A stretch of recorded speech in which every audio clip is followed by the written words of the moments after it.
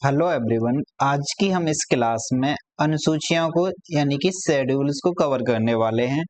ये हमारी इस सीरीज का नेक्स्ट लेक्चर है जिसको आप देख सकते हो। इस बुक को हम लेकर चल रहे हैं। हमारा टॉपिक था जैसे कि प्रेम्बल था, प्रस्तावना थी, विदेशी स्रोत से, इनको हमने कवर कर लिया है। अब हमारा ये 5th चैप्टर है जिसका नाम है अनुसूची। ठीक है, देखो इसमें पहली यानी कि पहली प्रायोरिटी आपकी क्या होनी चाहिए? पहली प्रायोरिटी होनी चाहिए बिल्कुल हम बेसिक पर काम करें, क्योंकि एग्जाम में ना ऊपर ऊपर से पूछा जाता है। तो पहली प्रायोरिटी हम ऊपर ऊपर की कर लें, यानी कि फर्स्ट लेयर कर लें, देन सेकंड के बाद उसके डीप में जाएं, देन थर्ड में और ज्यादा डीप में जाएं। ये आपकी प्रायोरिटी होनी चाहिए। लेकिन जब भी आप फर्स्ट बार पढ़ो तो एक साथ में डीप के साथ पढ़ ले जाओ, फिर जैसे जैसे आप रिवाइज करोगे ना उसी अकॉर्डिंग उसको सेट करते जाना। क्लियर? थोड़ा बहुत आइडिया लगा होगा एग्जाम की अकॉर्डिंग, क्योंकि हमें एग्जाम में कभी कभार ना कम पूछा जाता है तो हम कम पर भी ध्यान दें। जैसे फर्स्ट अनुसूची है तो उसमें बोला है कि राज्यों और केंद्र शासित प्रदेशों के नाम एवं क्षेत्र के बारे में बताया है। किसमें? पहली अनुसूची में। तो पहली अनुसूची में ही आपके 28 राज्य और प्लस 8 केंद्र शासित प्रदेश के बारे में भी बताया गया है कि ये राज्य हैं। तो यहाँ पर हमने डिटेल ना शामिल करके इसको ये शामिल कर लिया है कि प्रथम अनुसूची में क्या है, यानी कि राज्यों के नाम या केंद्र शासित प्रदेशों के नाम। ठीक है, पहली अनुसूची क्लियर हुई होगी। दूसरी देखो, दूसरी अनुसूची में क्या है? दूसरी अनुसूची में है वेतन, यानी कि उच्च पदाधिकारियों के वेतन भत्ते। तो किस में है? दूसरी अनुसूची में। यहां पर आपको ये देखना है कि दूसरी अनुसूची किससे जुड़ी है? वेतन से। हमें याद कैसे रखना है? पहले वेतन उसके बाद शपथ, यानी कि पहले रुपया दे दो हमें, उसके बाद हम काम करेंगे। तो पहली अनुसूची में क्या है? राज्य एवं केंद्र शासित प्रदेशों के नाम या क्षेत्र के बारे में। दूसरे में क्या है? दूसरे में हमें वेतन रुपया दे दो। तीसरी में क्या होगा? तीसरी में होगा शपथ। तीसरी में कौन सी होगी कि हम शपथ कैसे लेंगे? तो कैसे याद रखना है आपको? पहला नाम है, फिर दूसरा किसका है? दूसरा रुपया है, देन तीसरे में शपथ लेंगे, यानी कि पहले रुपया उसके बाद हम काम करेंगे। ऐसे याद रखना है तो याद हो जाएगी आपको। ठीक है ना, कंफ्यूजन नहीं रखनी है। अब जैसे द्वितीय अनुसूची पढ़ो तो इसमें यानी कि वेतन कौन कौन लेगा? तो वेतन राष्ट्रपति, राज्यपाल, लोकसभा अध्यक्ष, उपाध्यक्ष, राज्यसभा के सभापति, उपराष्ट्रपति, देन उपसभापति, देन आगे भी। बट हाँ, हमें सीएजी याद रखना है, क्योंकि सीएजी हमें थर्ड शेड्यूल में भी मिलेगा, तीसरी अनुसूची में भी मिलेगा। तो इसीलिए एक बार आप इसको देख लेना, क्योंकि एग्जाम में क्वेश्चन आता है तो इससे सीधा बन जाता है कि दूसरी अनुसूची किससे जुड़ी हुई है? किससे जुड़ी हुई है? वेतन से। देन थर्ड शेड्यूल, तीसरी अनुसूची, उस वो किससे जुड़ी हुई है? तो शपथ से जुड़ी हुई है। पहले रुपए, दूसरी अनुसूची में वेतन की बात, तीसरी में शपथ की बात। ठीक है ना? शपथ कौन लेगा? देन ये शपथ लेंगे। और यहां पर भी आपको देखना है कि सीएजी इसमें भी शामिल है, यानी कि सीएजी दोनों में शामिल है। इलेक्शन कमीशन इसमें शामिल है? नहीं शामिल है। तो ऐसे आपको क्लियर अंतर रखना है। अब आ जाओ फोर्थ शेड्यूल। तो फोर्थ शेड्यूल क्या बोलती है? ये बोलती है कि राज्यसभा में सीटों का आवंटन होगा, वो कैसा होगा? राज्यसभा में राज्यों एवं केंद्र शासित प्रदेशों का सीटों का आवंटन। सीधा याद रखना है कि राज्यसभा में सीटों का आवंटन है। तो कौन सी अनुसूची है वो? फोर्थ है, कि किस राज्य को कितनी मिलेगी। जैसे यूपी को सबसे ज्यादा है, तो यूपी को राज्यसभा में कितनी मिली है? 31। अगर आपका कोई यूपी से एग्जाम हो तो उसमें याद रखना है कि यूपी में राज्यसभा कितनी है। ठीक है ना? देन सेकंड पर कौन आता है? जैसे महाराष्ट्र आएगा या कौन आएगा, वो आपको कमेंट में बताना है कि सेकंड नंबर पर राज्यसभा सीट में हाईएस्ट कौन है। देन पांचवी अनुसूची, अनुसूचित क्षेत्रों एवं अनुसूचित जनजातियों का प्रशासन। वर्तमान में पांचवी अनुसूची 10 राज्यों पर लागू होता है। पहली बार फैक्ट आया होगा आपके लिए, लेकिन ये किससे संबंधित है? अनुसूचित क्षेत्रों और अनुसूचित जनजातियों के प्रशासन के बारे में। वर्तमान में ये 10 राज्यों में लागू है। कौन कौन से 10 राज्य हैं? पहला राज्य है आंध्र प्रदेश, दूसरा है छत्तीसगढ़, गुजरात, हिमाचल प्रदेश, झारखंड, देन मध्य प्रदेश, इसके बाद महाराष्ट्र, उड़ीसा, आंध्र प्रदेश, तेलंगाना, ऐसे करके ये 10 राज्य हैं। अगर इसमें डीप जाएंगे तो ये 10 में से कोई एक का नाम पूछ सकता है, बाकी तो सिंपल रहेगी। 5वीं अनुसूची है वो किससे जुड़ी हुई है, इतना बेसिक याद रख लो। अगर आप कोई वनडे एग्जाम होता है जैसे यूपी पुलिस का होता है या फिर किसी अदर्स का होता है, तो बस बेसिक समझ लो कि 5वीं अनुसूची है वो किससे जुड़ी हुई है। अगर आपका पीसीएस का कोई एग्जाम है, यूपीएससी का कोई एग्जाम है, तो उसमें थोड़ा डिटेल ही समझ लेना कि कौन से 10 राज्य हैं। ठीक, देन नेक्स्ट 6वीं अनुसूची। 6वीं अनुसूची में असम, मेघालय, त्रिपुरा, मिजोरम। इसको कैसे याद रखना है आपको, इसको याद रखना है जैसे कि एटीएम से याद रख लो या एएमटीएम से याद रख लो, एएमटीएम या फिर एटीएम में स्क्वायर कर दो, कैसा भी कर सकते हो आप, एएमटीएम। मुझे तो इससे याद हो जाती है एएमटीएम से, असम, मेघालय, त्रिपुरा, मिजोरम। अब यहाँ पर हमें कंफ्यूजन यही रखनी है कि मणिपुर क्यों नहीं है, मणिपुर क्यों नहीं है इसमें। तो देखो मणिपुर ना एक ऐसा समझ लो कि मणि कौन लगाते हैं, जो लोग विकसित होते हैं। अगर मणि विकसित लोग लगाएंगे तो ऑब्वियसली जिनके पास रुपए संपदा है वो एसटी कम्युनिटी में नहीं आएंगे, तो इसलिए इनका क्षेत्र नहीं है। तो ऐसे करके इनको हटा सकते हो आप, क्योंकि जब एग्जाम में बैठे होते हो ना तो आप वहां पर कंफ्यूज हो जाते होंगे। इन सब से निपटने का यही तरीका है कि कुछ ना कुछ अपना निमोनिक्स बना लो इसको याद करने का। देन 7वीं अनुसूची। 7वीं अनुसूची में यानी कि क्या है, ये किससे जुड़ी हुई है, तो ये जुड़ी हुई है सूचियों के बारे में बताती है कि जो केंद्र राज्य के मध्य संबंध है ना, उनको कैसे केंद्र राज्य के मध्य जो संबंध है, जैसे विधायी है, प्रशासनिक है, तो वो कैसे सूचियों के माध्यम से बंटवारा हुआ है। तो कौन सी अनुसूची बताती है, 7वीं। ठीक है ना। तो 7वीं अनुसूची में जैसे कौन कौन से विषय होंगे इस सूचिया में, तो संघ सूची है, देन राज्य सूची, देन समवर्ती सूची। तो संघ सूची में प्रारंभ में कितने थे, 97, अब कितने हैं, 100 हैं। देन पहले राज्य सूची में कितने थे, 66, अब कितने हुए, 61। यानी कि यहाँ से कुछ सब्जेक्ट कम किए गए। इन्हें अभी देखेंगे कि राज्य सूची में से कौन से विषय कम किए गए थे, उनको देखेंगे। 5 ऐसे थे उनको। समवर्ती सूची में 47 थे, अब कितने हैं, 52 हो गए। देखो राज्य सूची से विषय जो कम किए गए थे वो 42वें संविधान संशोधन अधिनियम 1976 द्वारा किए गए थे। ऐसे 5 विषय थे। 5 विषय कहां पर पहुंचा दिए गए थे, समवर्ती सूची में। जैसे कि पहला शिक्षा था, दूसरा वन था, तीसरा वन्य जीव एवं पक्षियों का संरक्षण, चौथा वाट एवं माप था, 5वां था न्याय का प्रशासन तथा उच्चतम न्यायालय एवं उच्च न्यायालयों को छोड़कर सभी न्यायालयों का संगठन के बारे में। किन किन को छोड़कर, उच्चतम न्यायालय और उच्च न्यायालयों को छोड़कर, बाकी अदर्स का यानी सबऑर्डिनेट कोर्ट वगैरह या उनसे भी छोटे उनके बारे में। देन नेक्स्ट 8वीं अनुसूची। 8वीं अनुसूची किससे जुड़ी हुई है, भाषाओं से जुड़ी हुई है। कितनी भाषाएं, वर्तमान में 22 भाषाएं, प्रारंभ में कितनी थी, 14 प्रारंभ में भाषाएं थी। अब यहाँ पर कुछ संशोधन होते हैं और उनके साथ ईयर प्लस कौन सी भाषा जोड़ी गई थी, ऐसे क्वेश्चन आ सकता है और आते भी हैं। ये तो पीसीएस में या फिर यूपीएससी में पीवाईक्यू है।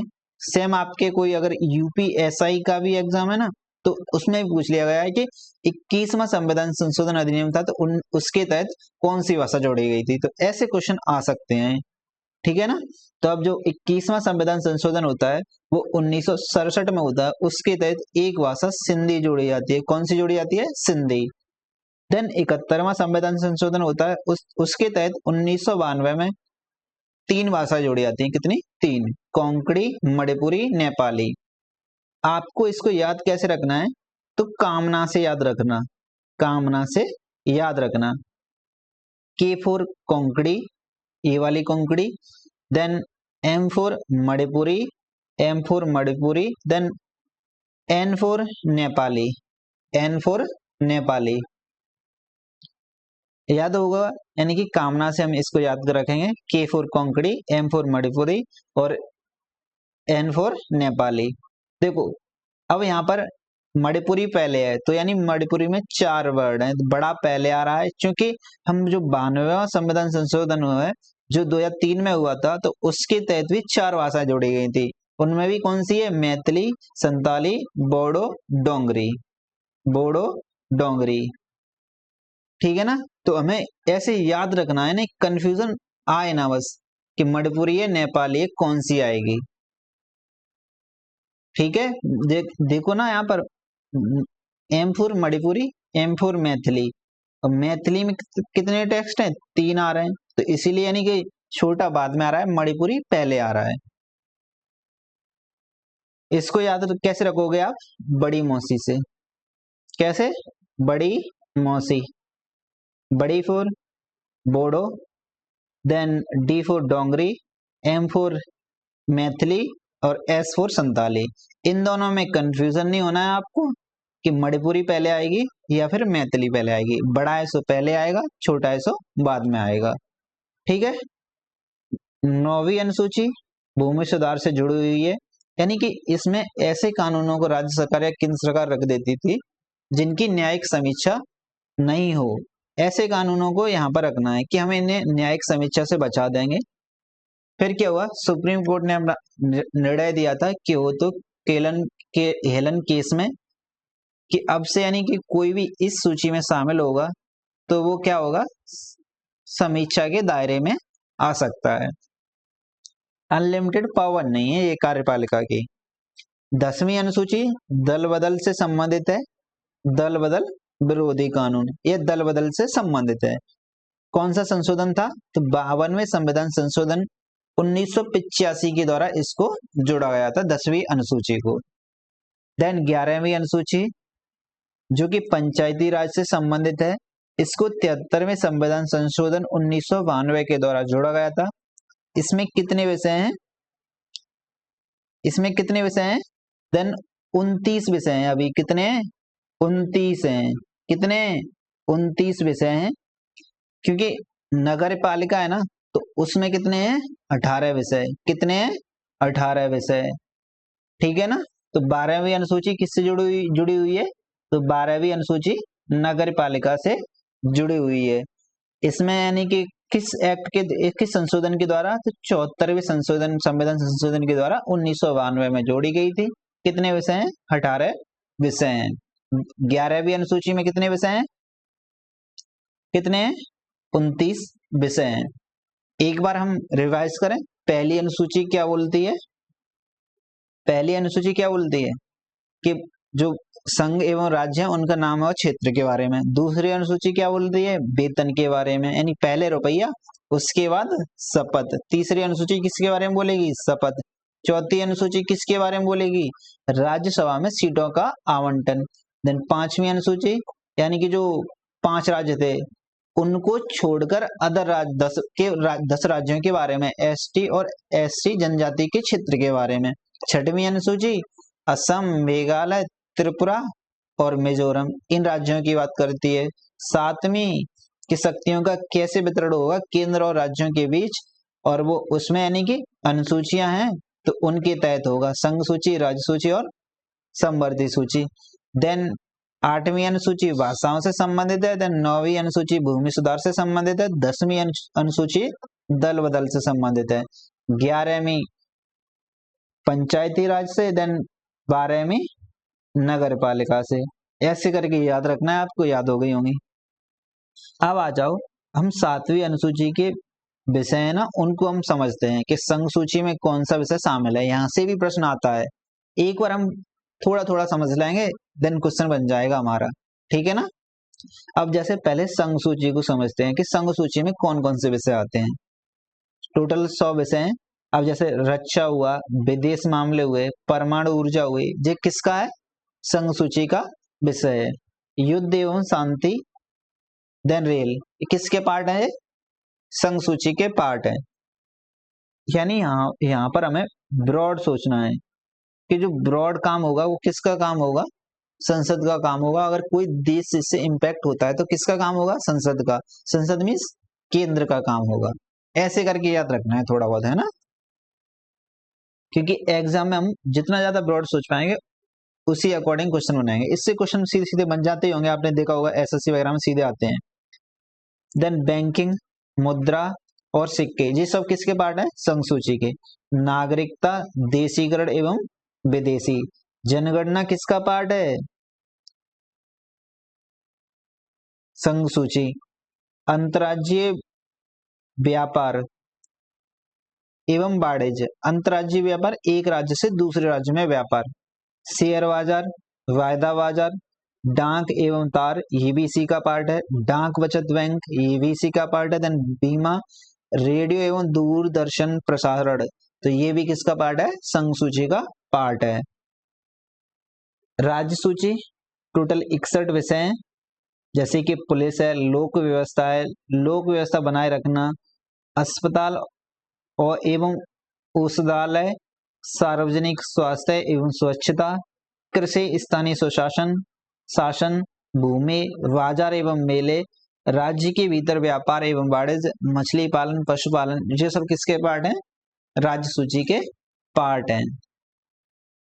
देन संवर्ती सूची के पार्ट, शिक्षा है, वन है, विवाह एवं विच्छेद, जिसको आप तलाक बोलते हैं, डाइवोर्स। देन जनसंख्या नियंत्रण, यानी कि नागरिकता संघ सूची का पार्ट है। जनसंख्या नियंत्रण किसका पार्ट है? संवर्ती सूची का। परिवार नियोजन भी किसका पार्ट है? संवर्ती सूची का। श्रमिक संघ, देन विद्युत किसका पार्ट है? श्रमिक वगैरह, लेबर वगैरह किस में आ जाते हैं? संवर्ती सूची में। आर्थिक एवं सामाजिक नियोजन, आर्थिक एवं सामाजिक नियोजन, ये किसका पार्ट है? सब संवर्ती सूची का। देन आपराधिक कानून, यानी कि क्रिमिनल हो चाहे सिविल हो, याद रखना है इस पॉइंट को कि आपराधिक हो चाहे सिविल, दिवाला एवं दिवालियापन, यानी क्रिमिनल और सिविल दोनों किस में आ जाएंगे? इसी में आ जाएंगे, संवर्ती सूची में। अगर आप खाद्य पदार्थों में मिलावट, अन्य वस्तुओं में मिलावट करते हैं, देन उत्तराधिकार का अधिकार, यानी कि अलग है, उत्तराधिकार का अधिकार भी किसमें है? संवर्ती सूची में है।